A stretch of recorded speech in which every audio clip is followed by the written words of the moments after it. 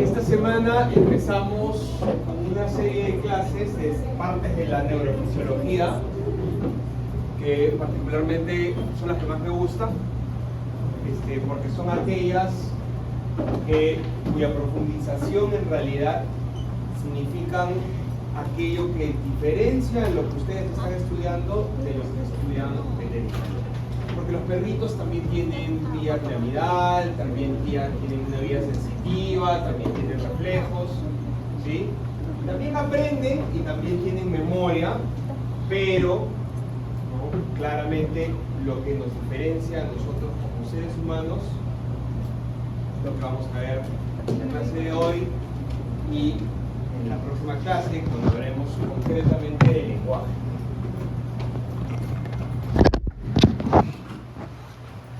¿Qué queremos que ustedes en esta clase identifiquen los procesos de asociación entre las distintas áreas de la corteza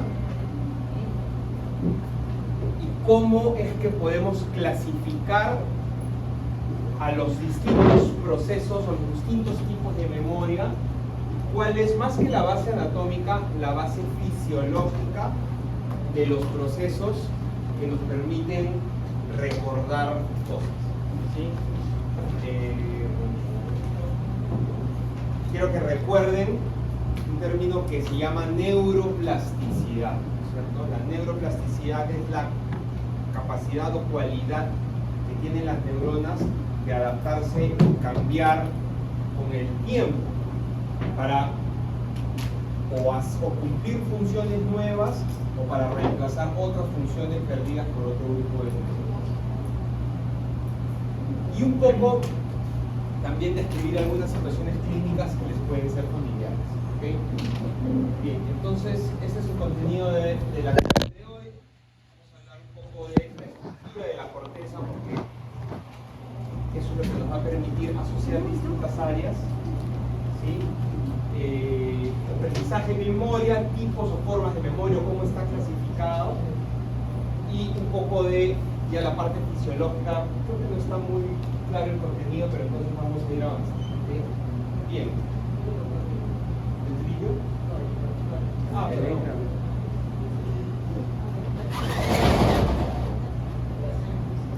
Gracias.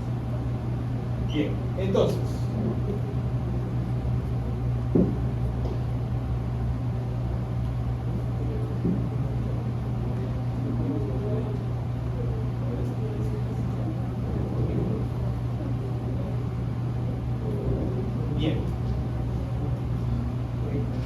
ya se imaginarán que, como les he dicho que esta es mi parte favorita de la neurofisiología, ya se imaginarán que, por lo menos a quienes tienen conmigo teoría o práctica, me encanta preguntar cosas que tienen que ver con memoria, aprendizaje, lenguaje y la parte cognitiva. Así que presten atención. Okay. Bueno, y una cosa que, sin spoiler de la clase, los seres humanos aprendemos, es más fácil aprender, no aprender, sino es más fácil recordar cosas a través de malas experiencias que de buenas experiencias. Así que eso no significa que la letra con sangre entra. Ok, la estructura de la corteza cerebral, ¿sí? Lo recordamos. La primera capa llamada molecular. Muy bien. La segunda llamada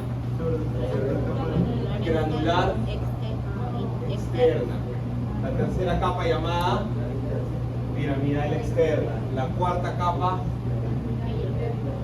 granular interna. La quinta capa piramidal interna. Y la sexta capa multiforme. ¿Okay? La capa multiforme. Ya saben ustedes que en la quinta capa, por ejemplo, están sobre todo las células piramidales gigantes de Betz, ¿cierto? ¿Sí? Ya saben que en la cuarta capa llegan las fibras sensitivas de la vía espinotalámica y de la vía dorsolembical medial, también, por ejemplo, ¿no? Llegan aquí. Ok, hay algo que necesito que abran su mente y lo imaginen una vez más. Las neuronas de la corteza ¿sí? Las neuronas de la corteza, que principalmente son células piramidales, las neuronas piramidales, sobre todo, ¿sí? No hay tantas células piramidales, de hecho hay pocas. Tienen principalmente dos formas de comunicarse. No de comunicarse, sino de, más que de comunicarse, de enviar impulsos nerviosos hacia otras neuronas. Vertical y horizontal, ¿sí? En el caso de las verticales ya tienen el caso perfecto de las neuronas gigantes piramidales de Betz, que envían sus fibras, atraviesan el tálamo, se decúyan, ustedes saben, ¿no? Se decusan en el bulbo, se convierten en la vía córtico-espinal lateral, anterior o la de adelante, y luego van a llegar ya hasta el músculo efector. Tienen un ejemplo de una neurona que envía los impulsos de forma vertical. Sobre todo, capas inferiores tienen esa forma de transmisión de esos impulsos, esos axones largos que son verticales. Imagínense que hay neuronas de todas formas, hay neuronas dipolares, o sea, con dos axones largos, hay neuronas multipolares, hay neuronas que tienen muchísimas dendritas y no solamente un polo axónico largo, de muchas formas. Pero sí quiero que tengan claro que en las tres primeras capas, en las más superficiales, la comunicación es sobre todo horizontal. Eso quiere decir que van a enviar ramificaciones a las partes, o sea, impulsos a través de axones, sobre todo impulsos a otras regiones superficiales también de la corteza. ¿Sí? Es decir, que las partes superficiales de la corteza se van a comunicar, ¿sí?, entre ellas a través de estas neuronas piramidales que están en las capas más superficiales, sobre todo en las tres primeras, ¿no? Ahí hemos dicho molecular, granular externa y piramidal externa. ¿Ok? ¿Hasta ahí estamos? Entonces, ¿de qué sirve? ¿Para qué están comunicadas entre ellas a nivel cortical las neuronas? Pues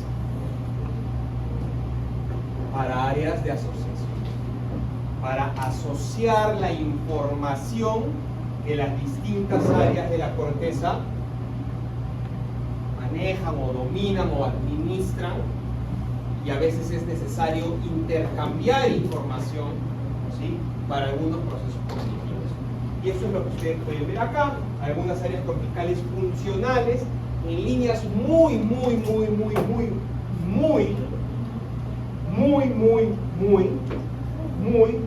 general. Occipital, corteza occipital, visión. Corteza parietal, somatosensorial. Corteza temporal, audición. Y corteza frontal, que corresponde cada uno a su correspondiente lóbulo, por supuesto, motora. Sí, a grandes rasgos, ¿no? ¿Ok? Cómo están divididas algunas áreas de la corteza. Ya ustedes saben, por ejemplo, esto lo conocen en la primera parte del curso, ¿no? Detrás del surco, la parte más anterior de la corteza parietal es el área somatosensorial primaria. Acá está el área somatosensorial secundaria. Hay áreas de asociación, ahora lo vamos a ver, y por delante del surco la corteza motora primaria, pero también el área motora suplementaria o la corteza premotora, ¿no? Pero hay un detalle súper importante. ¿Qué función tiene el tálamo?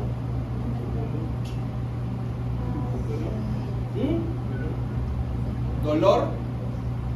¿Otra? Envía la información a las diversas zonas de la corteza cerebral, como que las organiza. ¿Qué más? Recibe información y ¿qué más? Ok. El tálamo es como que una navaja suiza, ¿no? Es como que la navaja suiza del cerebro. Hace un poco de todo en realidad. Dependiendo mucho, funciona como una navaja suiza y a su vez como un hub, ¿no? Como un centro de conexión, ¿no? Como un centro de conexión donde llegan múltiples vías aferentes y salen a su vez también tractos nerviosos, y eso es lo que ustedes ven aquí. La corteza cerebral, toda la corteza cerebral, está íntimamente relacionada con el tálamo. Lo que ustedes ven aquí es una representación de cuál es el área del tálamo, o cuál porción o segmento del tálamo está ampliamente comunicada a través de tractos y de fibras con estas porciones, estas zonas de la corteza. Por ejemplo, la corteza prefrontal, o casi toda la corteza frontal, está...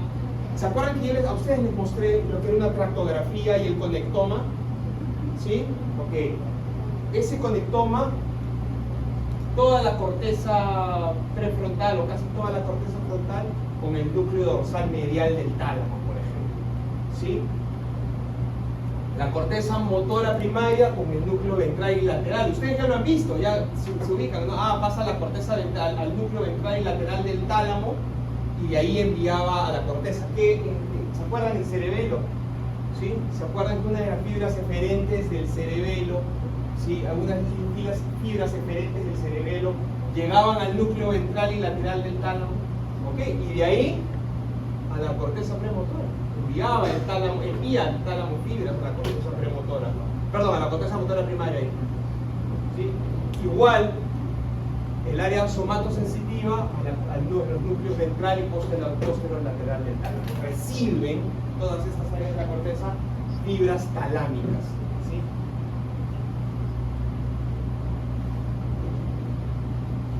¿Para qué? ¿Con qué finalidad? Hay tres principales áreas. Realizan, por favor, cuando falten 10 minutos. Porque esto podría... Ya. Ok, hay tres áreas principales asociativas. ¿Ya? El área prefrontal, el área límbica y la corteza parietoccipito-temporal, que también es un área de asociación grande. ¿Cómo van a estar organizadas? Esto sí, dejémoslo, digamos, para la corteza motora primaria, con su área suplementaria, y la corteza somatosensorial primaria y su área suplementaria, dejémoslos ahí para la parte sensitiva y motora. Por ahora, ¿ok? Pero enfoquémonos en estas tres áreas asociativas. Asociativas, es decir, van a asociar la información que viene de distintos segmentos de la corteza. Por ejemplo, ¿sí?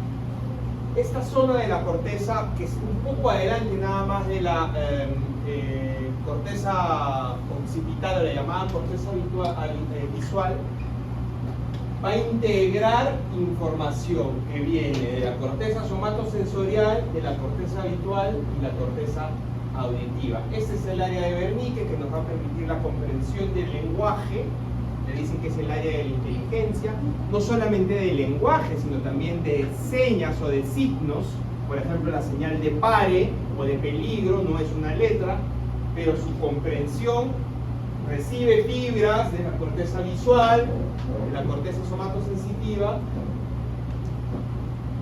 y esto es, digamos, el área parietoccipito-temporal de asociación, que nos va a permitir darle el nombre a las cosas y permitir a nosotros tener una integración de mis coordenadas espaciales y en dónde estoy ubicado. Recibe igual información de la corteza auditiva, somatosensorial y visual. Nombrar objetos y coordinación coordenadas espaciales. Ustedes pueden estar cruzando una pista y escuchan un claxon, ¿no es cierto? Lo que les avisa, cuanto a su coordinación espacial, que hay peligro y que algo puede suceder. Ustedes solamente están escuchando, no han visto nada, ¿sí? Pero esta área les está contribuyendo en integrar la información, ¿sí? Ya saben que hay peligro y que algo puede suceder. Para nombrar objetos, ustedes van a poder ver clínicamente en algún momento que cuando tiene un paciente que tiene un impacto cerebral en esa zona, probablemente ustedes entren y le dicen, ¿cómo se llama esto? Si el infarto cerebral es aquí, el paciente no va a poder nombrar el objeto. Va a poder usarlo, ¿sí? Va a poder usarlo, te voy a poder explicar para qué sirve, pero no voy a poder nombrar el objeto, ¿sí?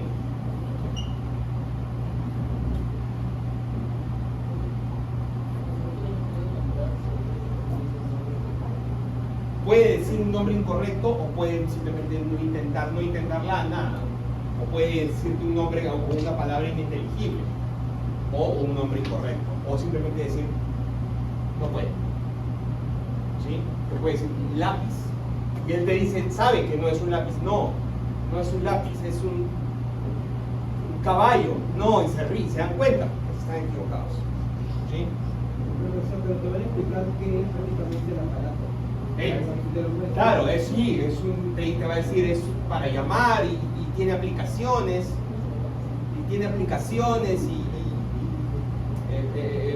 puedo usar WhatsApp. ¿Y cómo se llama? Puerta. Sí, lo mismo va a pasar aquí. Que esta es la corteza límbica, que está, espera un momentito, la corteza límbica, que es lo que está debajo, ¿sí? Es reconocimiento facial, pero no solamente reconocimiento facial, sino también nos va a permitir reconocer emociones, ¿sí? Reconocer no solamente propias, sino también las ajenas. Uy, el profe está molesto, mira de la cara. ¿Sí? Permite reconocer ese tipo de información. Y las personas que tienen un infarto cerebral en esta cara, en este lado, no pueden reconocer caras, inclusive de personas súper familiares. Tienen a la mamá enfrente y no la reconocen. Cuando habla, es mi mamá. Cuando le tocan la cara y los lentes, y se tienen que fijar en detalles particulares, ¿no? Sí, por el lunar que tiene acá, sí, es mi mamá. Asocian otra información que les da que digamos que les permite reconocer a la persona, ¿okay? Pero primero Barzola. Doctor, si digamos se llegara a infartar una de personas, ¿sí qué? También, si se llegara a infartar la zona que mencionó, que es donde se permite reconocer objetos y distinguir cosas, ¿por qué se afectaría directamente lo del audio? O sea, porque se mencionó que algunas personas... Sí, porque está justo del lado del área de Wernicke. Que ustedes pueden ver aquí, miren la interpretación de señales que se da en el área de Wernicke, recibe señales de la corteza visual primaria, o sea, delante de la corteza visual primaria, que es la parte más occipital, ¿sí? Que es la corteza visual, está el área visual interpretativa, ¿no? Que nos va a poder ayudar a interpretar lo que vemos. Y esto envía señales a la corteza, o sea, al área de Wernicke, donde recibe también información la corteza auditiva primaria, la corteza auditiva interpretativa luego, y hacia el área de Wernicke. Igual acá, el área somática, que recibe información de la corteza somatosensorial primaria, el área interpretativa y de ahí el área de Wernicke. Ejemplo, te vendo los ojos y entra un perrito, tú lo tocas con tu corteza somatosensitiva, sientes peludo, interpretas y de ahí el perrito hace ¡wow! Es un perro, dices. Y le otorgas, el área de Wernicke te permite otorgarle un significado y un nombre a toda la asociación, lo asocias con el contenido semántico que es la palabra, y luego del área de Wernicke tú ya sabes que es un perro, pasa, después lo vamos a ver porque es lenguaje en la próxima clase, hacia el fascículo arcuato o arqueado, hacia el área de Broca, que está más cerca al área motora, para que esta área motora te permita controlar tus músculos de respiración, tu lengua, tus labios, tus cuerdas vocales, y tú puedas decir, es un perro. O puedes decir, no es un perro, ¿no es cierto? Porque el área de Broca es lo que te va a permitir articular, cantar, el contenido, pero eso ya es motor, es articulatorio. Entonces, el área de Wernicke envía al fascículo arcuato esa información para que tú puedas articular, ¿sí?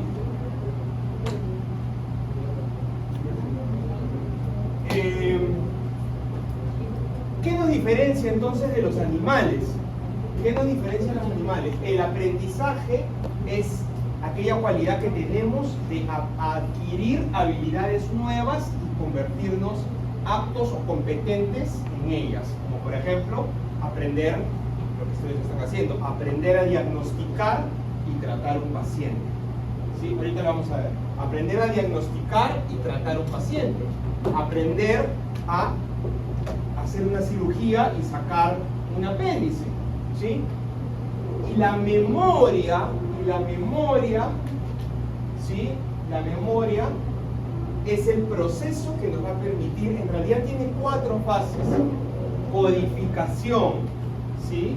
Codificación, consolidación, ¿sí? Y el retrieving, o sea, el rescate, digamos, el recall, el volver a traer el recuerdo, volver a traer los recuerdos. Y la última parte, que mucha gente la obvia, pero que es importantísima, es el olvido. ¿Sí? El olvido es parte de la memoria. Mucha gente se olvida. ¿Por qué nos olvidamos de algunas cosas? Mucha gente inclusive dice que es un mecanismo adaptativo de protección para nuestra propia salud mental. Hay cosas que preferimos olvidar, ¿no es cierto? Son grupos de codificación. Codificación, consolidación. ¿Qué hora es? ¿Estamos bien con tiempo? Recuperación y olvido. ¿Ok? Recuerden, en la codificación, vamos, ahorita no se mareen, ¿ya?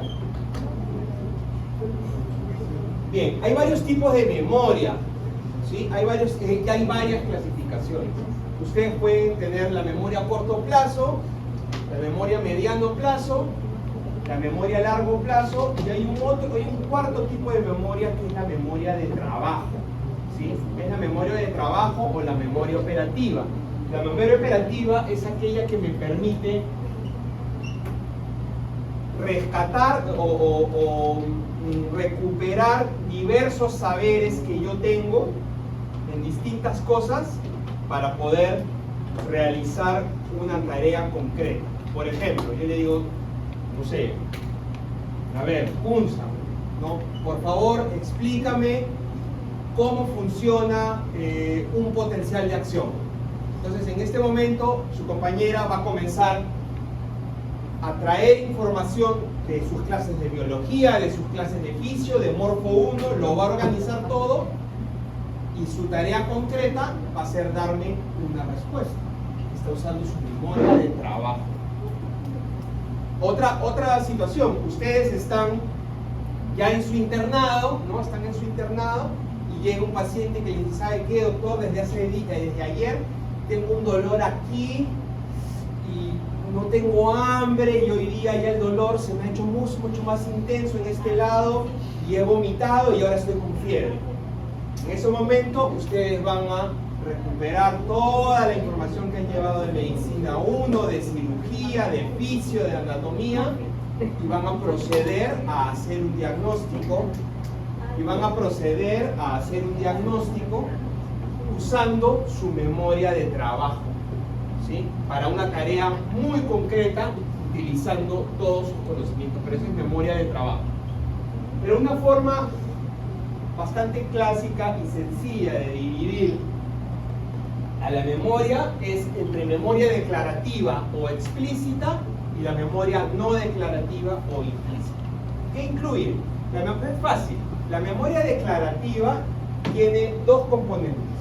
La memoria episódica, que es la memoria autobiográfica, ¿sí? Que es donde tú te acuerdas lo que hiciste. A mí me pasa, por ejemplo, algo muy particular que hasta ahora no le encuentro explicación. Yo suelo recordar cosas claramente como si me hubieran sucedido, que nunca pasaron. O sea, hay gente que recuerda, que se olvida fácilmente de las cosas que le pasaron. A mí hay cosas que yo tengo recuerdos vívidos. Ah, sí, ¿te acuerdas que fuimos?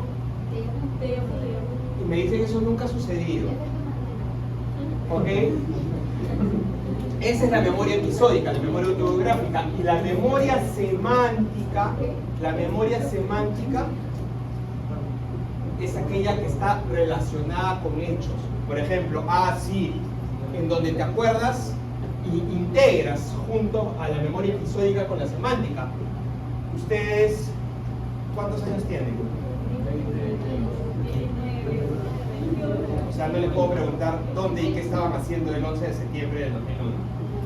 Bueno, pero para los de mi generación, el 11 de septiembre, o sea, para los de mi generación, el 11 de septiembre, todo el mundo sabe en dónde estaba y qué estaba haciendo, ¿sí? Estoy relacionando mi memoria semántica, que es la de los hechos, con la memoria episódica, dónde estaba yo. Porque el recuerdo siempre es contextual, ¿sí? El recuerdo es contextual. Cuando yo voy a recordar algo, siempre es más fácil que lo haga en contexto. Y lo que tú decías, Villalobos, ¿te acuerdas? ¿Se acuerdan? Memoria no declarativa. La memoria no declarativa es todo lo demás. Por ejemplo, si aprendí a coser o a tocar guitarra, ¿sí? Si aprendí a hacer un movimiento complicado que requiere coordinación y bilateralidad independiente, si me cayó un día un pelotazo de vóley en la cara caminando por el patio, la próxima vez que yo camine por el patio voy a caminar con cuidado, y si veo que viene un pelotazo ya inmediatamente me voy a cubrir. Memoria también, pero esa es la memoria implícita, ¿sí? Que el priming, por ejemplo, el priming es muy importante porque el priming es lo que nos va a permitir en gran medida acceder a los recuerdos, ¿sí? Acceder a los recuerdos. Por ejemplo,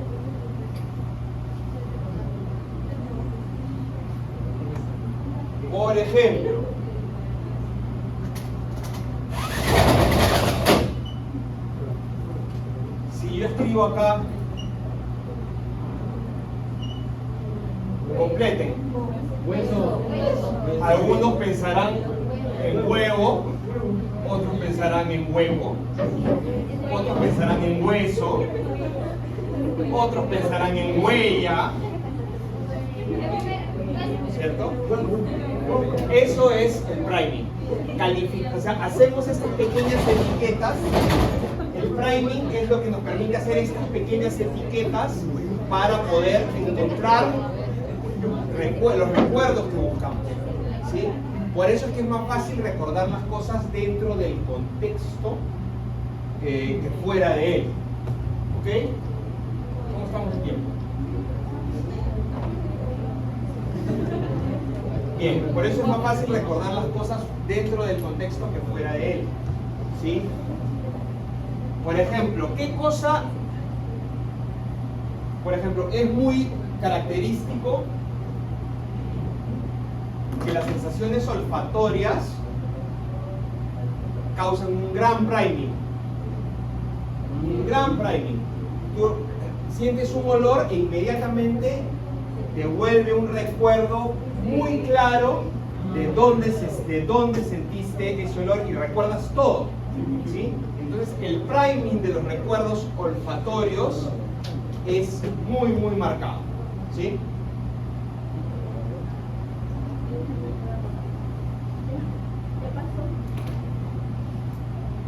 Ah, ya, bueno, y esta es otra cosa, un detalle importante que no me quiero olvidar.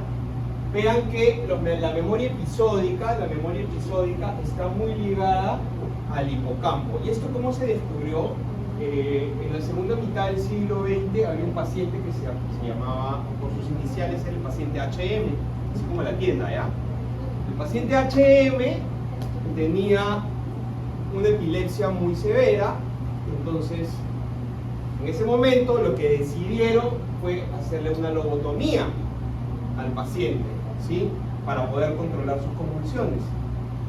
Pues resulta que después de la lobotomía, en donde se volaron un pedazo importante del hipocampo, resulta que HM fue el primer paciente a quien se le produjo, gracias a una cirugía, una amnesia anterógrada. ¿Saben qué es amnesia anterógrada? Es la incapacidad de crear recuerdos nuevos, como Lucy. pues no puedes crear recuerdos nuevos.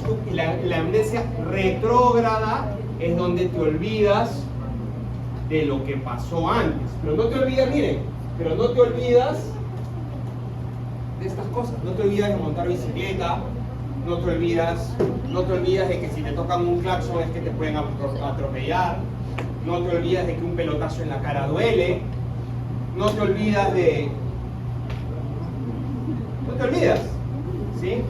Porque es otro tipo de recuerdo, eso es memoria implícita, no declarativa, a diferencia de la memoria autobiográfica, como en la película, como Lucy, que no se acordaba ella de nada de lo que le ocurría durante el día, de lo que le ocurría a ella. ¿Sí? Eso es amnesia anterógrada. ¿No han visto la película? No he visto esa película. Entonces, el semántico son con hechos y el episódico sí es Autobiográfica. autobiográfico. Ok. Ya. Y ahora sí, fisiología, ¿ya? Y ahora sí, fisiología. ¿Ya? Me voy a ir acá, un poco más acá, ¿ya?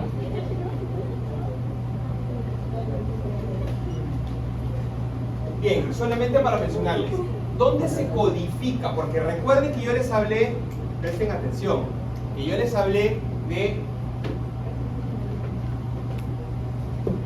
para la memoria, codificación, consolidación, recuperación y olvido. La codificación, en realidad, véanlo como, para los que les gusta la informática, ¿cómo es que ustedes graban datos en un USB o en un disco duro? Con ceros y unos, ¿no es cierto? Pero lo que se tiene que hacer es, se codifica. Primero los datos se codifican y luego se guardan. O sea, lo que hace Word es codificarlos y guardarlo en ceros y unos en un USB. Ok. La codificación de la memoria explícita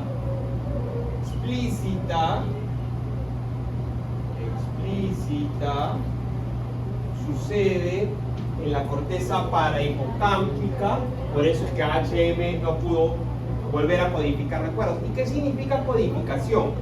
Codificación significa que yo voy a producir potenciales de acción o descargas o impulsos eléctricos en un grupo de neuronas en grama que van a empezar a partir de la creación de ese recuerdo, es decir, a partir de la codificación de ese recuerdo, van a empezar a dispararse juntas. El firing de las neuronas, cuando se activan juntas. Esa es la parte de codificación.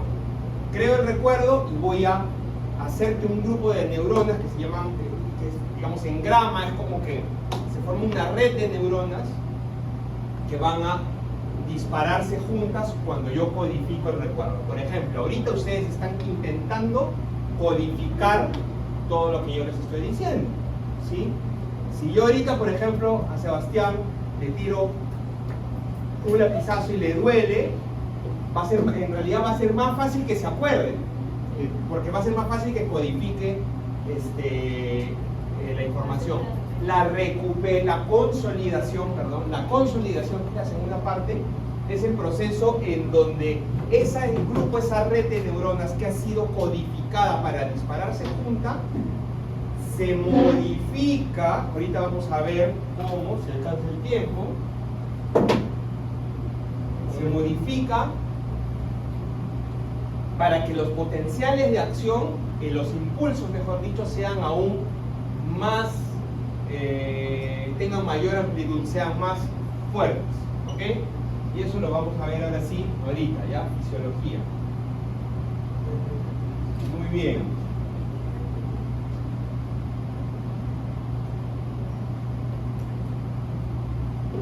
Vamos a verlo primero. ¿Por dónde empiezo? Esto está en desorden. Ya, a ver. Vamos a empezar por el final, ¿ya? Vamos a empezar por la neurona postsináptica. ¿Cómo creamos los recuerdos a largo plazo? Existe algo que se llama long-term potentiation, que es potenciación a largo plazo. Ustedes conocen que cuando una neurona presináptica estimula a una neurona postsináptica, va a elicitar un potencial de acción, ¿no es cierto? Ok, la potenciación a largo plazo lo que hace es que la neurona postsináptica se quede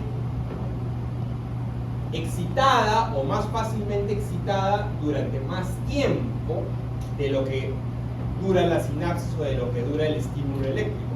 Estamos en la neurona postsináptica, ¿ya? ¿Ok? De ahí vamos a retroceder. ¿Qué sucede? ¿Qué sucede? Ok, tenemos primero que se libera glutamato, ¿sí? Se libera, acá están las vesículas, se fusionan, se liberan, ya eso ustedes conocen, ¿no? Ya, muy bien. Se libera el glutamato, ¿sí? Y el glutamato se va a unir a dos tipos de receptores en la neurona postsináptica. ¿A qué receptores se une el glutamato, por ejemplo? ABA, no. ¿Cómo hace? AMPA, ¿qué más? Y NMDA. Muy bien. Ok, entonces, acá está el receptor AMPA y acá está el receptor NMDA. ¿Qué sucede? Se une el glutamato al receptor AMPA, ¿sí? Se une el glutamato al receptor AMPA, ¿ok? ¿Qué tipo de receptor es? Ionotrópico, muy bien, que es un receptor ionotrópico. ¿Y qué va a hacer el glutamato unido al receptor ionotrópico? Primero, va a permitir que ingrese sodio a la célula, ¿sí? Que ingrese sodio, ¿ok? Va a ingresar sodio